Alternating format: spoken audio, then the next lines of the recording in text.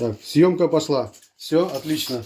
Так, всем знакомый ножик с Якутии. Режем мясо. Очень хорошо режет мясо.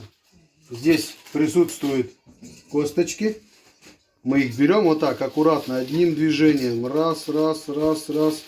Вырезаем. Даже не давим на ножик.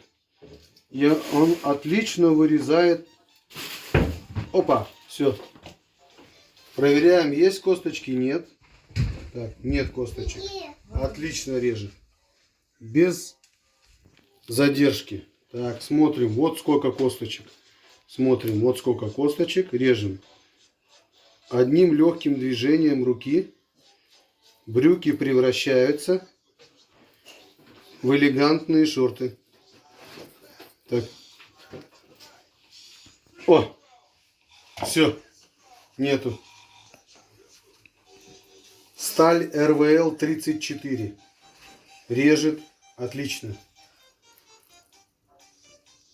Это пластинки так блестят, да? Так. Дальше берем мяско. В магазине они его пилят этим специальным станком, электрическим ножом, пилой. Вот. И получается там мелкие-мелкие косточки. И будет неприятно, если они попадут на зубы. Поэтому прежде чем жарить, вот.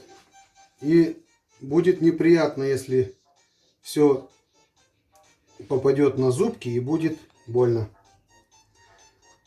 Поэтому надо все вырезать и помыть мясо от мелких косточек.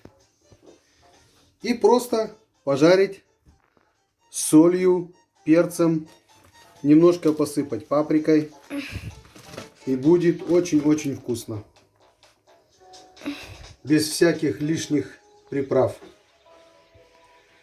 Режет как отлично. Мягко-мягко. Так, все косточки.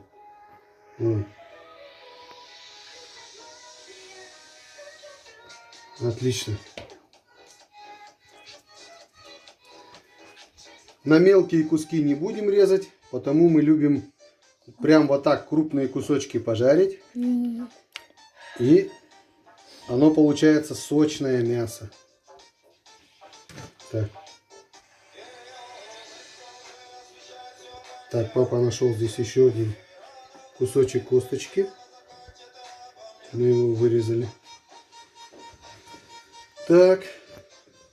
Нож просто класс.